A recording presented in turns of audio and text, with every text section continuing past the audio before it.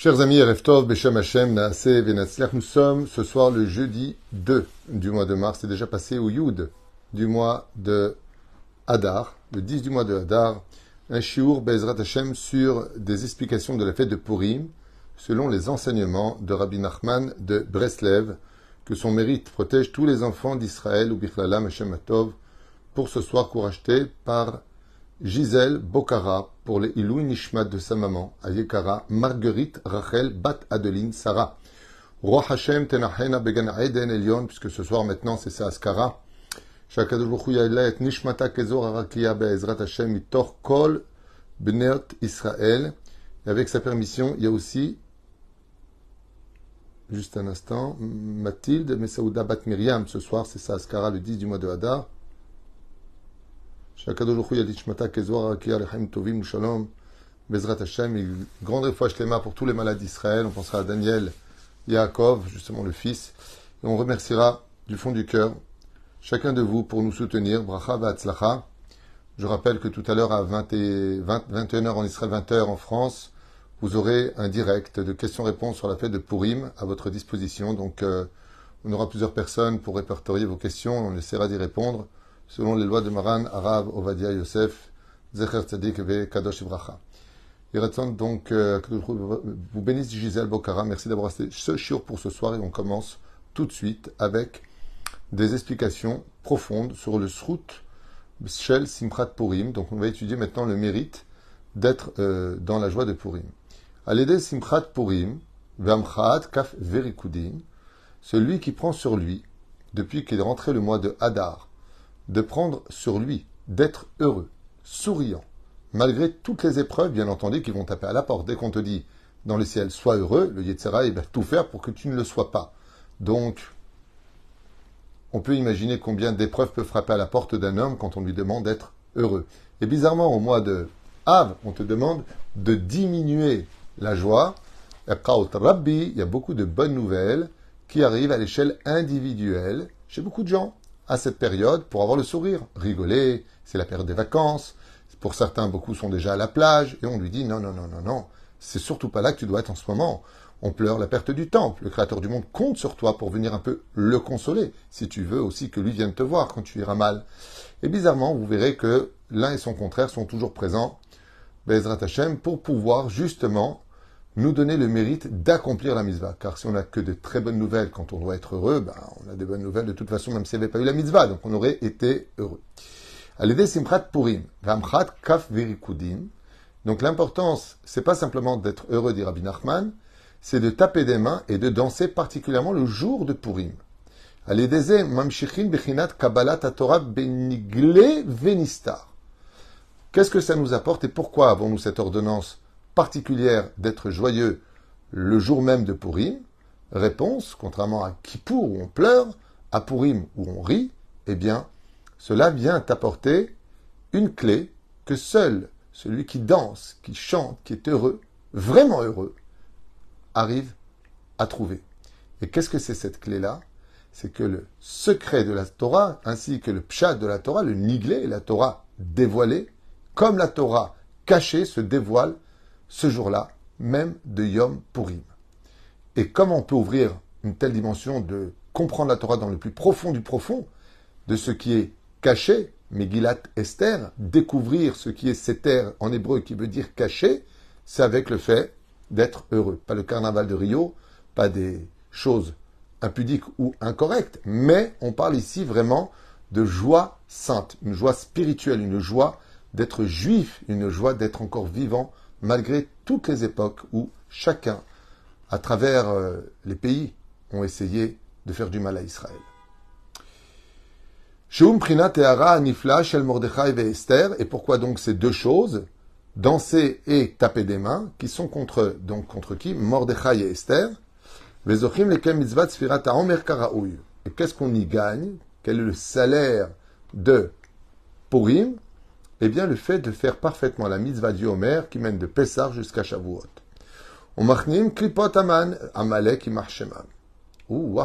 Et ici, quelque chose de très sympathique, c'est que de toutes les clipotes qui existent, de toutes les écorces des forces du mal qui existent, aucune d'elles ne peut être plus forte que celle de Amalek.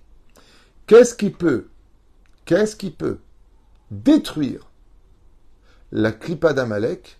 La joie de vivre par excellence. La vraie. Pas le sourire, salut, ça va, ouais, toi, ça va. Non. La vraie joie d'être heureux. Vous savez, comment la vie est bizarre. En arrivant ici à mon bureau pour faire mon chiour, un très bon ami m'a accompagné ici. Et il me disait, Rav Tutou, faut que je vous parle. Je dis, je t'écoute. Il dit, oui, ça va pas du tout. Ça devient très dur au niveau du travail. Je commence un peu à baliser.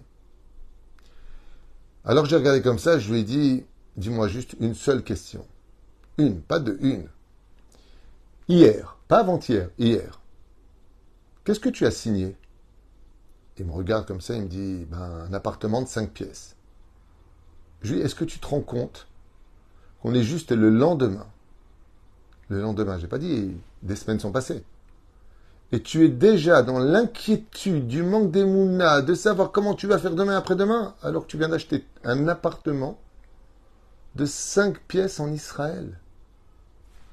Comment tu n'as pas pris au moins 3, 4, 5 semaines, 5 mois, 1 an de sauter en l'air? Ouh, Baruch Hashem, j'ai acquis un appartement. C'est là que se joue le Yetzer Hara.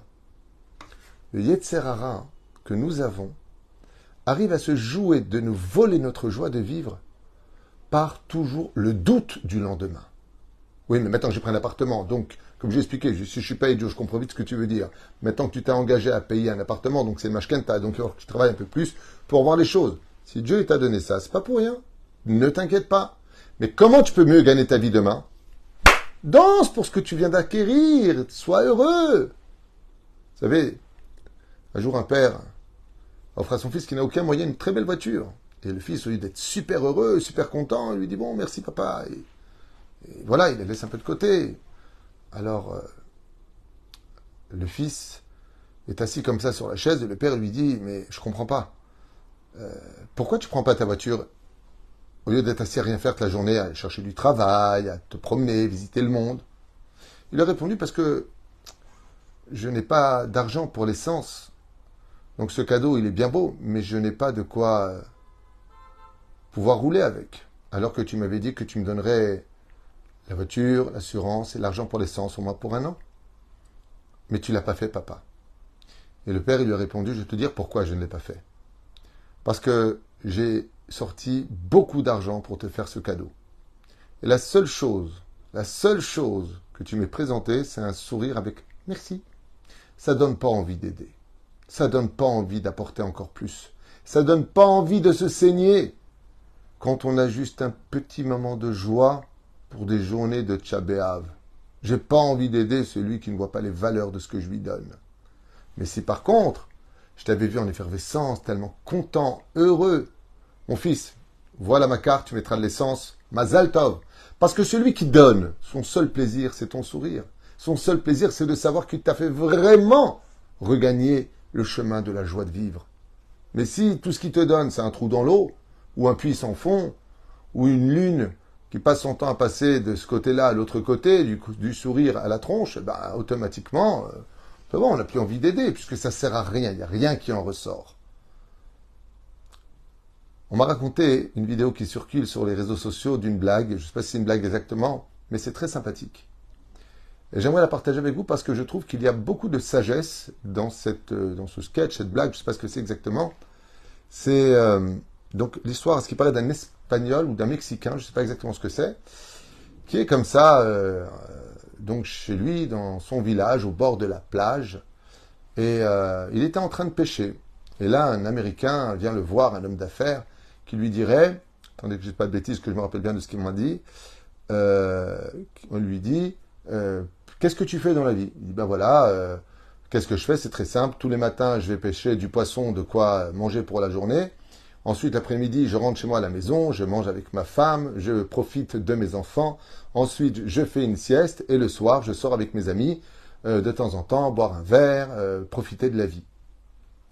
Et à ce moment-là, le riche américain lui dit, quel dommage, parce que si tu pêches déjà du poisson, tu devrais pêcher toute la journée du poisson, du matin au soir. Ainsi donc, tu aurais assez d'argent pour acheter un très beau bateau, Ce bateau te ramènerait tellement d'argent que tu ouvrirais une affaire commerciale, tu deviendrais donc importateur de poissons, tu pourrais enfin venir aux États-Unis, demander un visa de travail, t'installer à New York, avoir des grands bureaux, ouvrir une très très grande affaire commerciale qui serait cotée à la bourse et tu serais multimillionnaire. À ce moment-là, il lui dit, et après? Alors il lui dit, après? Eh bien après, tu pourras prendre ta retraite et être au repos. Et le Mexicain lui dit, et après?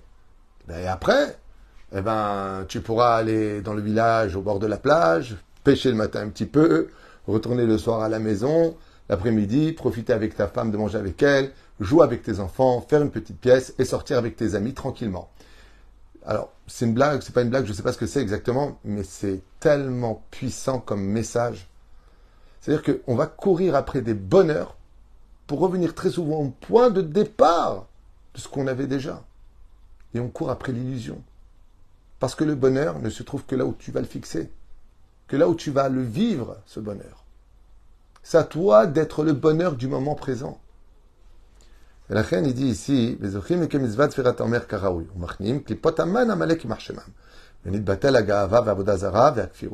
ouh, quel message de Rabbi Nachman. Alors écoutez bien. Par le biais du bonheur, les décrets s'annulent, la force du mal s'estompe, l'orgueil tombe. Donc on comprendra que les gens orgueilleux sont des gens tristes. L'idolâtrie s'efface de ce monde et la kfirut, le fait d'être heureux, permet de lancer comme message que seule la Torah est vraie dans le monde. Et ainsi de là s'en ressort une émouna très grande. De là on apprend que seul celui qui est vraiment heureux a de la vraie émouna. Et une intelligence qui vient des sphères positives et saintes des mondes supérieurs. Hayim varichut yamim, car la joie rajoute de la vie et la prolonge dans la continuité. Mamtikin kol adinim, et on adoucit toutes les rigueurs et les décrets du monde dans l'eau. Venit batlim kol xerot mi Israël, et on peut annuler toutes les xérotes d'Israël parce qu'on a tapé des mains, parce qu'on est heureux, parce qu'on accepte nos xérotes, tout simplement.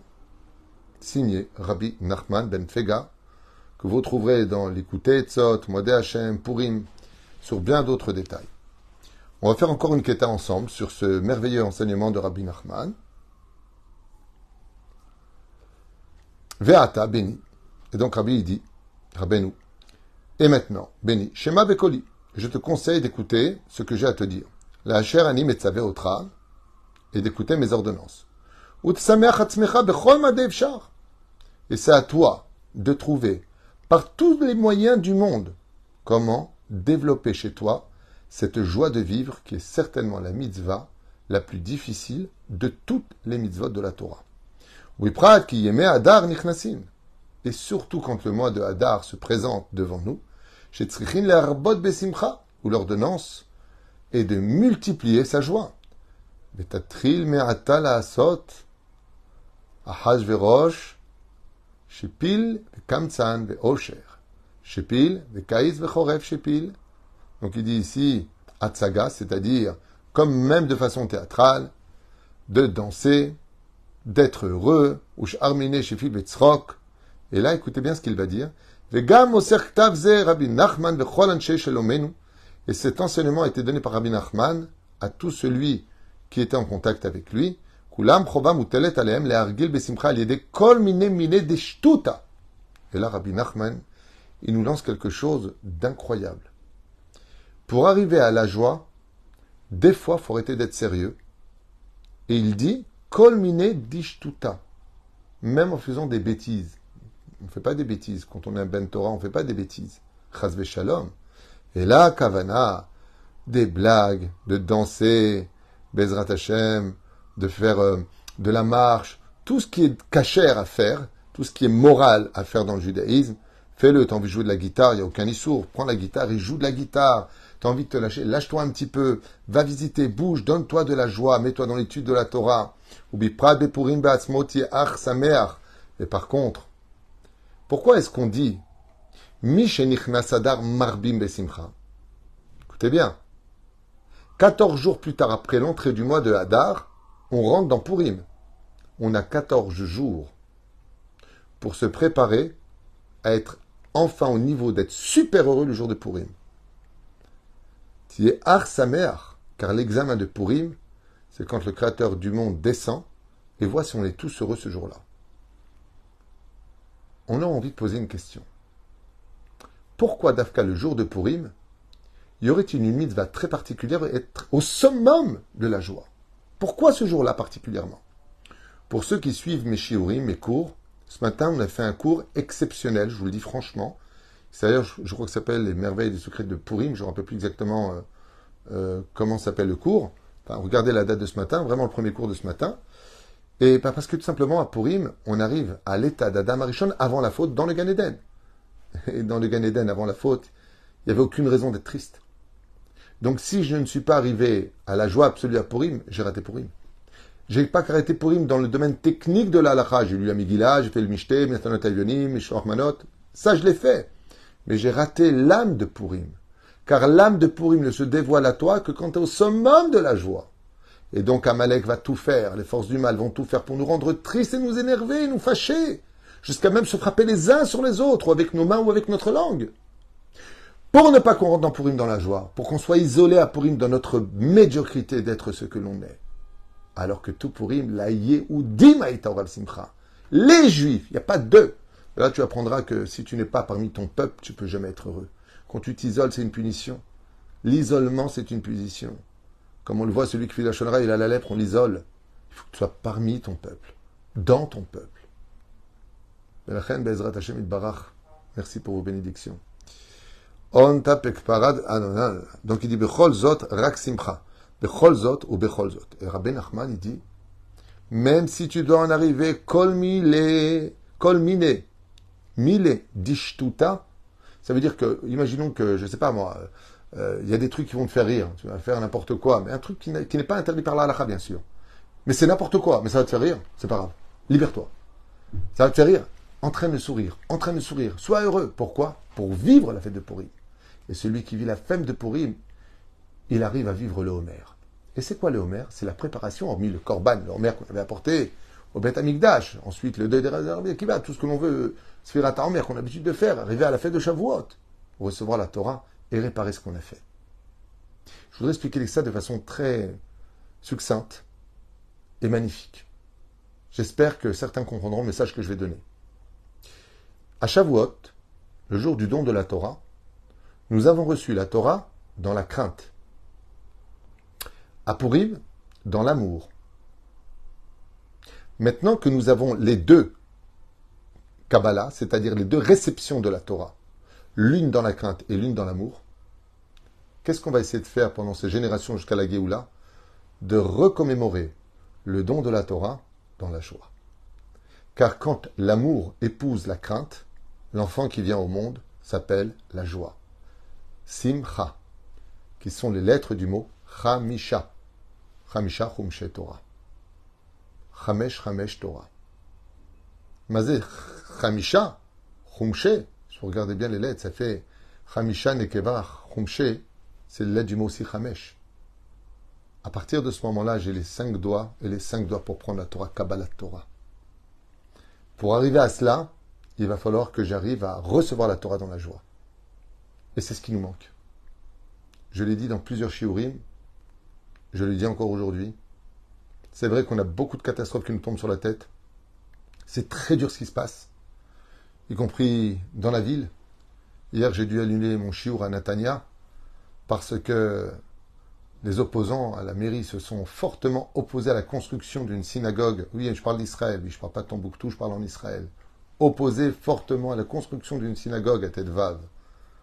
Donc j'ai dû annuler pour être présent, apporter ma contribution, en même temps mettre un peu les points sur les i, comme je l'ai fait, en expliquant que je ne comprenais pas pourquoi une telle... sont venus même des gens, attention, on veut surtout pas, on veut pas d'abrechim, on veut pas de gens qui étudient la Torah. Mais c'est grâce à la Torah que vous vivez, c'est grâce à elle que nous avons une légitimité sur notre terre. Vous savez pourquoi ces gens vivent dans l'obscurité? Parce qu'ils n'ont pas de joie. Et on les a vus hier. Ils hurlaient. Il n'y aura pas de synagogue, l'oyer, le roti, il y en a déjà assez. Ce pas des mauvaises personnes. Qu'on se comprenne bien. Ce sont des gens qui ont été éduqués de mauvaise façon et ils ont tellement de tristesse en eux qu'ils aboient leur tristesse par de mauvaises paroles. Mais demain, ils peuvent faire teshuva et ce sera merveilleux. Et eux-mêmes seront à la synagogue. Il ne faut pas être fâché contre eux. Il faut être fâché contre nous. Parce que si nous, on travaillait plus Dieu dans la joie, alors ils se demanderaient pourquoi on est si heureux, nous, de travailler dans la joie. Peut-être qu'on devrait goûter à cette Torah-là. Vous savez, quand tu vois quelqu'un qui dit qu'est-ce que c'est bon, tu vas au restaurant, tu ne sais pas quoi commander. Kasher la madrine. Et t'as une personne, elle mange, elle est souriante. Et j'adore. Qu'est-ce que c'est bon. Tu crois qu'ils ont mis ça dedans? Ils goûtent. Excuse-moi, mais c'est quoi le plat que vous avez pris? Vous m'avez rendu fou. C'est bon, chaque fois que vous mettez une cuillère dans la bouche, vous êtes comme un fou. Je peux goûter? Vous me permettez? Hein? Je peux avoir? Parce que ça m'intéresse. Mais si tu manges comme ça, tu regardes le plat de l'un, de l'autre, alors on va voir comment il est bien présenté. Mais celui qui compte, c'est celui qui le mange. Nous qui mangeons la Torah, nous qui étudions la Torah, on doit faire nous teshuva. C'est ce que j'expliquais hier à mes amis. D'un côté, eux, il faut leur expliquer qu'il y aura la synagogue. Le vote est passé, on était majoritaire. Et comme je leur ai dit, il y aura d'autres synagogues et il y aura encore plus d'Avrechim, ne vous inquiétez pas. Plus vous vous y opposerez, plus il y aura de la lumière. C'est pas compliqué. Quand on dit que Zé Keneged Zé Hashem, que Dieu il a fait l'un contre l'autre. Ouais. Quand il y a le noir, il y a le blanc. Quand il y a le blanc, il y a le noir, oui. Mais c'est dans les deux sens. Plus l'obscurité est profonde, plus la lumière elle est grandiose. Il ne faut pas avoir peur. Et je vais vous dire quelque chose en mon nom. Enfin, mon nom. Moi, j'ai pas de nom. Je vous dis ce que j'étudie en réalité. Mais je suis tellement confronté à des rendez-vous toute la journée, au point de pratiquement plus étudier. Ça fait des années que j'arrive plus à vraiment me concentrer, m'asseoir et étudier comme je le devrais. J'espère que Dieu me donnera ses moyens. Et de l'autre côté, je suis tellement content d'essayer de redonner le sourire à tellement de gens qui tapent à la porte. Mais j'aimerais vous dire quelque chose. Même si vous avez des addictions, même si vous avez des défauts, même si vous faites des choses qui ne sont pas correctes, ne laissez pas ces choses vous voler votre droit d'être heureux. Parce que pour quitter ces mauvaises choses, il faut être heureux. C'est le chat qui se mord la queue. D'un côté, je fais des choses qui ne sont pas correctes, qui ne sont pas al-pi halacha, je ne suis pas encore au niveau, pas un bon shomer Shabbat, trop d'addiction à droite et à gauche de certaines choses, trop de vices, trop de vulgarité dans ma bouche, peut-être trop de ceci, de cela. Si tu étais plus heureux, tu n'aurais pas tous ces problèmes. Alors, ne laisse pas Amalek t'emmener dans son obscurité et te refroidir de l'accomplissement des mitzvot. Bien sûr que tu dois regretter, bien sûr que tu dois arrêter, bien sûr que tu dois te relever de ton échec. C'est évident. Mais pour cela, une fois que tu as demandé pardon, tu as pleuré, le sourire, parce que la corde qui te remonte du fond de ton puits, c'est ta joie de vivre. En yehush klal ba'olam. Le désespoir n'existe pas du tout. Et la fête de Purim, Vena for hu, est là pour le prouver. Toda rabba, Bezrat Hashem, Shemizke Yeshua Zenechamot, on vous attend très nombreux à 20h heure israélienne, 21h heure française, pour un question-réponse en direct avec vous sur toutes les questions de la Megillat Esther ou de, tout simplement, les halachot du jour. Bezrat Hashem, à tout à l'heure, Mikol Alev, et merci de partager les shiurim, merci de nous soutenir, merci beaucoup d'acheter des shiurim. Quelque part, j'apparais souvent parce que les shiurim sont achetés, et en même temps, ça me permet de partager avec vous le peu de temps qu'il me faut pour préparer un cours, c'est quelques instants seulement, mais c'est avec joie et avec amour que Bezrat Hashem, je le fais avec vous. J'ai eu le mérite hier matin, enfin après-midi, de rencontrer beaucoup de gens à Natania qui m'ont remercié pour les shiurim. Todara Baraf Tutu, arrêtez de dire que vous en faites trop, c'est super, on adore, on apprend, on avance. Et ça, c'est le plus beau cadeau que je pouvais, moi, personnellement, recevoir. C'est de savoir que je pouvais donner de l'espoir et du sourire à tellement de gens qui me le rappellent par des messages aussi très touchants, juifs comme non-juifs d'ailleurs. Donc à vous tous, Bezrat Hashem, Chag Purim Sameach Besmachot Yeshuot Venechamot. Toda Rabba.